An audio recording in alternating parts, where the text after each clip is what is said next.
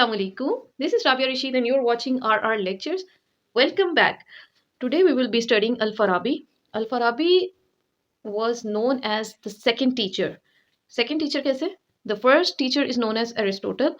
So इन्होंने logic पे बड़ा काम किया and his philosophy is known as second best to that of Aristotle in terms of logic.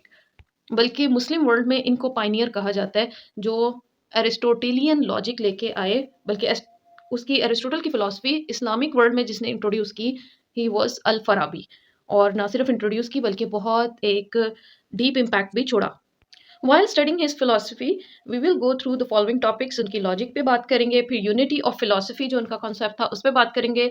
Then there is theory of 10 intelligences और उसके बाद थ्योरी ऑफ द इंटेलेक्ट है, theory of prophecy है और इंटरप्रिटेशन ऑफ कुरान है. All some of these are related to metaphysics, कुछ ethics पे हैं based and some are based on logic and use of language. अच्छा जी, अब लॉजिक की अगर बात करें तो इनकी logic it is based on and even it is criticise कि जी इन्होंने बहुत ज़्यादा फॉलो किया है एरिस्टोटल को. There is nothing new in his philosophy. लेकिन बहरहाल लेट्स सी उनका जो सब्जेक्ट मैटर है डील्स विद थ्री सब्जेक्ट्स पे जो है ना वो डिपेंड करता है. सॉरी थ्री नहीं था, इट वाज 8 जो है वो पॉइंट्स हैं इनके लॉजिक के जिसमें वो डिस्कस करते हैं. एंड रिमेंबर कि एरिस्टोटल की देयर वर 10 कैटेगरीज, तो समझ लो कि मोर और लेस उसी तरह ही होगा या उससे थोड़ा सा डिफरेंट हो सकता है. तो पहला सब्जेक्ट डील करता है विद द कैटेगरीज. कैटेगरीज को अरबिक में हम माकूलात कहते हैं एंड अल माकूलात मीन्स के वो चीज़ें जो अकल से डील करती हैं जैसे क्वांटिटी, कलर, क्वालिटी, इस तरह की चीज़ें, नंबर्स. तो उस वो सारा कुछ कैटेगरीज में आएगा. Number 2 is interpretations. इंटरप्रिटेशन को अरबिक में हम कहेंगे अल इबारा. जैसे उर्दू में इबारत होती है तो इबारत का फिर उससे जो जहन में आएगा कि इंटरप्रेट करना, उसका मीनिंग बताना, इबारत बता क्या रही है, मैसेज क्या दे रही है, दैट्स कॉल्ड इंटरप्रिटेशन. फिर जी फर्स्ट एनालिटिक्स अगर हम उसको कंपेयर करें तो ये सलॉजिज्म या अरिस्टोटल की प्रियोर एनालिटिक्स जैसी ही है and it is based on first premise, second premise और जो है फिर उसका कंक्लूजन होता है. Then there is second analytics जो पोस्टीरियर एनालिटिक्स जैसी ही है. देन टॉपिक्स अल जदल या अल जिदाल, इट्स लाइक डिबेट्स. जैसे आप कोई डिबेट करो, कोई इशू है उसके ऊपर आप कहो कि नहीं ये ऐसे नहीं ऐसे है, तो ये जो है टॉपिक्स वाला टॉपिक जो है वो अल जदल से रिलेट करता है. जैसे मुजादला नहीं होता, बहस कर रहे हो, नहीं ऐसे नहीं ऐसे, इस तरह. फिर जी सोफिस्टिक्स अल मुगालात. अब आई डोंट नो मैंने अरबिक में सही लिखा है या नहीं, लेकिन इसका मीनिंग अल मुगालात ही है. You will write in English तो आपने वो ALMUGHALAT लिख देना है. तो वो अलमुगालात है, मैंने अरबिक में इसलिए लिखा है क्योंकि ये आसान होता है समझना. ये मुगालते से निकला है, जो उर्दू में मुगालता होता है ना, यानी इसको कह लो कि फॉल्स प्रेमिसेस या जो फॉल्स लॉजिक हैं या फॉल्स आपने बात की, आपने फॉल्स उसको एक्यूज़ किया, मतलब एक्यूज़ तो नहीं किया, लाइक आपने किसी चीज़ को ना अ, किसी बात को, गलत बात को लॉजिकली प्रूव कर दिया, लॉजिकल फैलेसीज कह लो, ठीक है, मगालता. फिर आ जाएगा रेटरिक्स अल खिताबा. I forgot to write. अल खिताबा का मतलब है जैसे खिताबत होती है, जुबानदानी, बयानबाजी, और स्पेसिफिकली ये जो पॉलिटिक्स में यूज होती हैं, तो that is rhetorics. Like it may not be true लेकिन आपका जोर बयान ऐसा है कि उस चीज़ के ऊपर लोग बिलीव कर लेते हैं. Then there is the last one is poetics. Poetics यानी अशार या शायरी या anything that is related to वो जो कह लो कि म्यूजिकल आपने अदायगी की है वर्ड्स की, जिसके अंदर एक गनायत है, एक सिमिलैरिटी है, that's called poetics. And how it deals with the real life problems या वो कैसे इमोशंस के साथ डील करती है एथिक्स वगैरह में एंड ऑल दैट. फिर जी इन्होंने इनका स्टाइल जो है it was demonstrative and logical, दोनों तरह का था. मोर ओवर इसमें एक चीज़ आ जाती है कि कॉन्सेप्चुअल भी था एंड प्रोपोजिशनल भी था. Conceptual deals with the definition and जो सब्जेक्ट मैटर है उसकी एक बुनियादी आपके जहन में जो कॉन्सेप्ट्स बन रहे हैं, मीनिंग्स हैं चीज़ों के प्री डिसाइडेड हैं. एंड प्रोपोजिशनल है कि आपने उसको खुद मीनिंग दिए हैं किसी चीज़ को, लाइक हट के उसकी डेफिनेशन से, जैसे इस्तिलाहात आप कह लो, वो चीज़ है. Next there is unity of philosophy. तो Al Farabi was of the view कि जी सारी फिलोसफी जो है ना that unites in a single whole to find the truth. और हर तरह का जो नॉलेज है, हर चीज़ जो है ये एक सिंगल होल का ही एक हिस्सा है और ये सारी जो है अपनी ओरिजिनलिटी में एक ही चीज़ है। और इसमें like he was of the view कि जी ये जो प्लेटोनिक नियो प्लेटोनिक और पेरिपेटेटिक फिलॉसफी है और मतलब अलग-अलग लोगों ने कैटेगरीज बनाई हुई हैं, वो इसके काफ़ी अगेंस्ट था एंड इट वाज लाइक कि जैसे सेक्टेरियनिज्म है, तो हमें वो बहुत बुरा लगता है। तो उसके नज़दीक ये भी एक बहुत बड़ी गुस्ताखी थी कि जी फिलॉसफी में भी अलग-अलग स्कूल्स ऑफ थॉट नहीं होने चाहिए, बल्कि it should be utilised to find the truth. ठीक है, और ट्रुथ की बात है तो वो लॉजिक को भी यही कहता था कि लॉजिक जो है ना वो अल्टीमेट ट्रुथ को फाइंड करने के लिए हम इस्तेमाल करते हैं। ठीक है, अगेन आई विल रिपीट के जो पेरिपेटेटिक थे वो थे जो एरिस्टोटल को फॉलो करते थे। और यहाँ पे कुछ लोगों ने ये भी क्रिटिसिज्म किया कि जी वो ये जब यूनिटी की बात करता है तो वो यही चाहता है कि पेरिपेटेटिक फिलॉसफी को भी it should be shrouded in the garb of Platonic philosophy, उसमें ढाल दिया जाना चाहिए। And it's not a new concept, Porphyry का भी यही कॉन्सेप्ट था। पोफायरी ना actually he was one of the founders of new Platonism, और वो ये कहता था कि he found the ideas of peripatetics and stoics fused in Plotinus school of thought. जो प्लोटिनस था वो actually he was the founder and originator of new platonic school of thought, और ये इसने जो पोफायरी था इसने उसको बेहतर किया और इसके ऊपर बहुत ज़्यादा काम किया। तो वो भी तो यही बात कहता था। तो कुछ लोग एक्यूज़ करते हैं कि अल-फराबी का ये भी आइडिया कि unity of philosophy it's not original and it's not new, इस पे पहले भी बात हो चुकी है। बहरहाल अल-फराबी कहते थे कि ये जो पेरिपेटेटिक्स हैं, स्टोइक्स हैं, एपिक्यूरियंस हैं, they denote only group of philosophers, या मतलब एक अलग-अलग ब्रांचेस बना ली उन्होंने अपनी, लेकिन मकसद फिलॉसफी का एक ही है, that is to find truth, और ये एक वन होल है। और बस जो फैनेटिस्ट्स हैं हर स्कूल ऑफ थॉट के, उन्होंने कहा कि नहीं जी हमारा ही स्कूल ऑफ थॉट सही है, और इसी तरह उन्होंने खराब किया फिलॉसफी को, उसको बेहतर नहीं किया। और जी फिलॉसफी के अंदर partisanship it's very harmful for finding the ultimate truth. अच्छा हाँ, नई बात उन्होंने यहाँ पे ये की कि उन्होंने ना एक सिंथेसिस किया फिलॉसफी एंड रिलीजन का, और उन्होंने कहा कि ऑब्जेक्टिवली जो है फिलॉसफी एंड रिलीजन वो एक ही चीज़ है। ऑल्दो फॉर्मली वो डिफरेंट हो सकते हैं। और इसके ऊपर ना थोड़ा-सा यानी एक आप इसको उस तरह सेंस में भी ले लो कि क्वेश्चन पास्ट पेपर में कहीं आया था कि जी फिलॉसफी और रिलीजन का डिफरेंस क्या है? या उसकी सिंथेसिस पे बात करें, तो वहाँ पे आप ज़रूर ये मेंशन करोगे कि अल-फराबी का क्या व्यू था। इसके बाद इब्न सीना ने भी उसको इसके ऊपर काम किया, बट इब्न सीना ने क्या किया कि उसको जी एक रिलीजन की ना एक प्लेटोनिक कॉन्सेप्ट पे काम किया, जबकि इब्न रुशद जो थे, उन्होंने उसकी सिमिलैरिटी पे, उसके अकॉर्ड पे काम किया कि जी क्या सिमिलर पॉइंट्स हैं फिलॉसफी और रिलीजन के, but Al-Farabi was the one who said कि this is one and the same thing. फिर जी इसमें एक और बात आ जाएगी कि आप ना कह सकते हो कि इसने फिलोसफाइजेशन ऑफ रिलीजन किया है, और उसके 2 एस्पेक्ट्स हैं, कॉस्मोलॉजिकल एंड साइकोलॉजिकल। तो जी कॉस्मोलॉजिकल है तो वो आ जाएगा जी थ्योरी ऑफ 10 इंटेलिजेंसेस, इसमें ये बात करेगा कॉस्मोलॉजिकल चीज़ों की। और फिर जो साइकोलॉजिकल एस्पेक्ट है उसको वो डील करेगा theory of prophecy and interpretation of Quran के ज़रिए, जिसको हम बाद में करेंगे।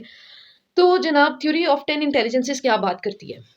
ये जो इंटेलिजेंसेस की थ्योरी है ना, ये डील करती है कि मूवमेंट एंड चेंज, कैसे सारा कुछ मूव कर रहा है, कैसे चेंज आ रही है, कॉज़ैलिटी की बात करेगी कि कोई बात हो रही है, कोई काम हो रहा है, कोई इवेंट हुआ है तो उसका कॉज़ क्या था। फिर 2 वर्ड्स की बात करेगी, the heaven and the earth, basically metaphysical चीज़ें भी डील करेगी, the problem of one and the many, और एसेंस की बात करेगी, ऑब्जेक्टिविटी की बात करेगी। अच्छा, गॉड को लेके ना थ्योरी ऑफ इंटेलिजेंसेस में Al-Farabi says that the first intelligence is God. ठीक है? अब यहाँ पे मैं बात करूँगी फर्स्ट के अलावा वो और कितनी इंटेलिजेंसेस की बात करता है। लेकिन वो कहता है कि द नेसेसरी बीइंग है वो गॉड है, he is the immovable mover. ठीक है? ये फर्स्ट चीज़, फर्स्ट एक्जिस्टेंस, और साथ वो ये भी बात करता है कि गॉड वाज़ प्रेज़ेंट, और उसके बाद जो है ना बाकी सारी क्रिएशन हुई है। तो फर्स्ट इंटेलिजेंस क्या है? It is God. और गॉड के बारे में उसका दूसरा व्यू ये है, ही सेज़ कि वो इंटेलिजेंट भी है and he is intelligible as well. अब यहाँ पे फ़र्क के लिए मैंने इसकी अरबिक लिखी है, इंटेलिजेंट मीन्स अक्ल, like he is capable of doing all the things, जो अक्ल या logic, all the logical things. और इंटेलिजिबल इट्स माकूल, like we can perceive him through logic. ठीक है? वो परसीव खुद भी करता है and he is perceivable as well. ये मेरी इंटरप्रिटेशन है इस चीज़ की, इंटेलिजिबल की। ओके, सो सॉरी मैंने यहाँ पे कहा कि first intelligence is his knowledge. God का जो नॉलेज है it is the first intelligence, और इन नॉलेज के ज़रिए ऑल अदर थिंग्स एमनेट। और यहाँ पे ना ये लाइन नोट करने के काबिल है कि गॉड से जो पहली चीज एमिनेट करती है that is knowledge, and this knowledge equals creation, for it is enough for a thing to be conceived in order to exist. यानी बस ये काफ़ी है किसी चीज़ के लिए कि वो कंसीव की जा सके in order to exist. The first intelligence is possible by itself, necessary by an other, and it thinks the one as well as itself. It is one in itself and many by the virtue of this considerations. ठीक है, तो knowledge one भी है, और knowledge जब आगे eminent करेगा into different things तो वो मैनी भी हो जाएगा। और यहाँ से अल-फराबी अपनी जो है मल्टीप्लिसिटी की तरफ बात करेगा, वन से मैनी की तरफ। और फिर इसी से जो फर्स्ट इंटेलिजेंस है उससे 10 स्फीयर्स बनेंगे। स्फीयर्स की बात करेंगे हम। एक्चुअली इट इज सेड के जी philosophy of Farabi was influenced by Ptolemy's 9 spheres. वो 9 स्फीयर की बात करता था। Who was Ptolemy? He was a Greco Alexandrian philosopher, और उसने काफ़ी सारा ज्योग्राफी पे और चीज़ों पे काम किया था by his theory of 9 spheres. वो क्या थी वो विल सी लेटर। लेकिन जो है इसमें इन्होंने भी ये बात की, और इन्होंने कहा कि जी 9 स्फीयर्स हैं। जो फर्स्ट स्फीयर है, सॉरी 10 स्फीयर्स हैं, जो फर्स्ट वन है it deals with the soul. और वो सबसे वो एक हायरार्किकल स्ट्रक्चर की भी बात करेंगे, तो सबसे अव्वल, सबसे फॉरमोस्ट और सबसे जो सुपीरियर काइंड है, that is the first sphere which deals with the soul. और जो लास्ट है ना, जो 10th वन है, that deals with the sublunary world.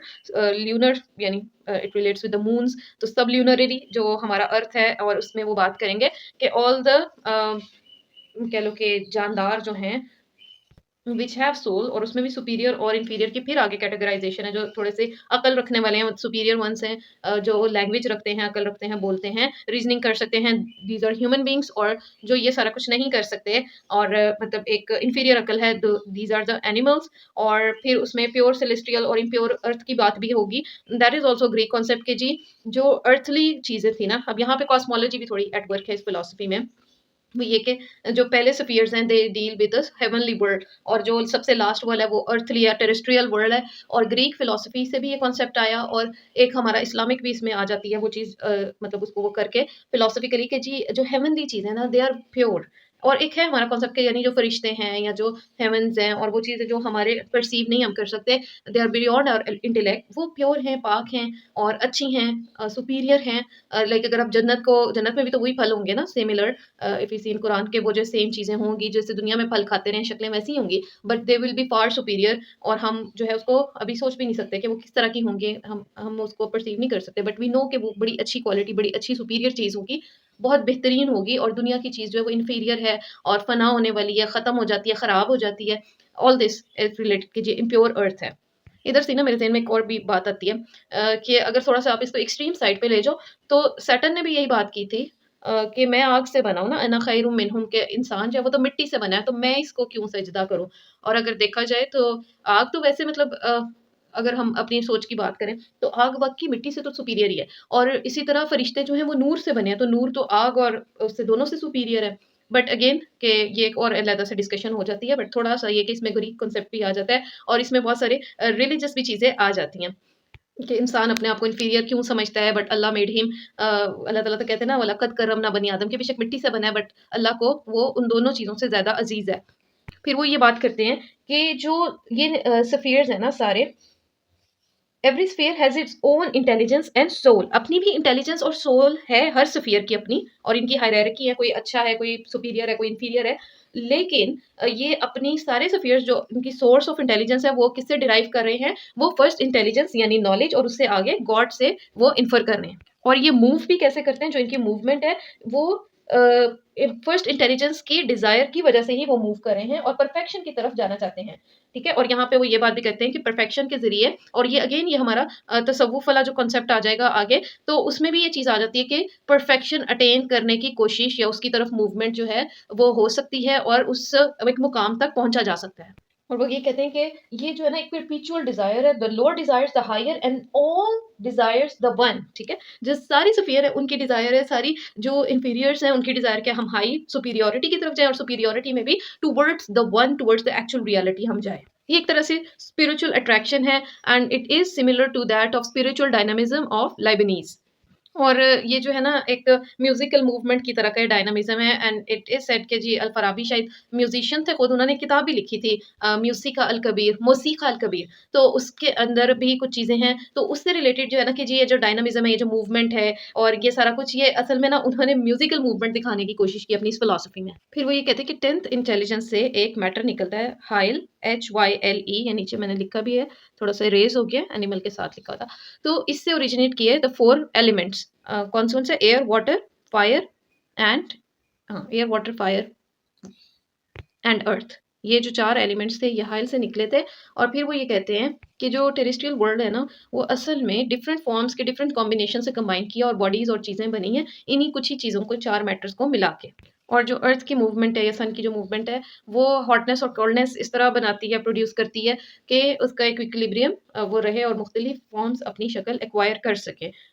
और फॉर्म और मैटर की जो यूनिटी है उससे जनरेशन होती है, रिप्रोडक्शन होती है। और अगर फॉर्म और मैटर की सेपरेशन हो जाए तो उससे करप्शन जन्म लेती है। अब यहाँ पे ना थोड़ा सा एस्ट्रोनॉमी की तरफ यूँ लगता है कि उनका रुझान जा रहा है, लेकिन उनके टाइम में एस्ट्रोनॉमी के ऊपर बहुत ज़्यादा काम हो रहा था, बट अल-फराबी रिप्यूडिएटेड इट, और वो उसको पसंद नहीं करते थे, बिकॉज़ इसके अंदर एक रिलीजियस एलिमेंट भी है कि जी एस्ट्रोनॉमी डिसाइड्स जो भी कुछ हो रहा है। एस्ट्रोनॉमिकल जो इंटरप्रिटेशंस है ना कि जी सितारों की चाल से ये हो गया, वो हो गया। तो Al-Farabi was not of that view, ठीक है? उनका कॉज़ एंड इवेंट का एक अपना अपनी फिलॉसफी थी, जिसमें वो ये है कि वो जी जो फर्स्ट इंटेलिजेंस है गॉड, वो असल में सारा कुछ मूव कर रहा है। वो इमूवेबल है खुद, and he is moving the events. जो हैपेंस हैं, चांसेस हैं, कोइंसिडेंसेस हैं, अल-फराबी उसको डिनाई नहीं करता, लेकिन वो कहता है कि डायरेक्ट भी होते हैं कॉजेज़ और इनडायरेक्ट भी होते हैं। लेकिन वही कि जो डिवाइन हैपनिंग्स हैं या फ़ॉर्चुअस इवेंट्स हैं, वो यानी ये जो हादसात हैं, अगर ये चीज़ इसके ऊपर ज़ोर ना हो ना तो पॉलिटिक्स में बड़ी प्रॉब्लम हो जाए। अल-फराबी का ना असल में ये है कि मेटाफ़िज़िक्स को उनकी पॉलिटिकल साइंस के साथ मशरूत किया जाता है, क्योंकि बहुत सारी चीज़ें हैं जो जैसे पॉलिटिकल साइंस में हायरार्की की वो बात करते हैं, एलीट्स की, और जो है उसके बाद मुख्तलिफ ग्रुप्स की, सिटीज़न्स की, और वो सारा कुछ, तो वो असल में उनकी फ़िलॉसफ़ी से ही निकली हुई चीज़ें हैं। अ, अब यहाँ पे जैसे इंसान कामिल है एंड ऑल दैट, वो अल-फराबी का जो है ना पॉलिटिकल एक व्यू है। तो वो ये यहाँ पे ये बात करते हैं कि अगर बहुत सारी डिवाइन हैपनिंग्स के ऊपर यकीन ना हो, तो उसमें ये है कि अवाम के ऊपर काबू रखना या अवाम को डरा के रखना या लोगों को मैसेज को कंट्रोल करना वो मुश्किल हो जाता है। तो कुछ चीज़ों से बस डरावे के तौर पे जो है ना, वो इस्तेमाल की जाती हैं, उनकी अपनी रियलिटी नहीं होती कॉजेज़ एंड इवेंट्स की उस तरह से। और एरिस्टोटेलियन लॉजिक की जो थी मैटर से रिलेटेड, उसको एक इस्लामिक रंग देने के लिए उन्होंने ये कहा कि जी फर्स्ट इंटेलिजेंस जो है, मैटर एग्जिस्ट करता था, लेकिन उसको जो मूवमेंट और वो सारा कुछ फर्स्ट इंटेलिजेंस के थ्रू हुआ, और इस मसले को वो God, matter and happenings to the intelligences और इन सारे की मीडिएसी के थ्रू वो सॉल्व करता है। We will complete this lecture in other part. और आपको अगर ये लेक्चर समझ आया, अच्छा लगा, इसके नोट्स बनाएं अच्छे से, कलरफुल से करके, and do send me on my Instagram, I will share it on my profile. अस्सलाम वालेकुम।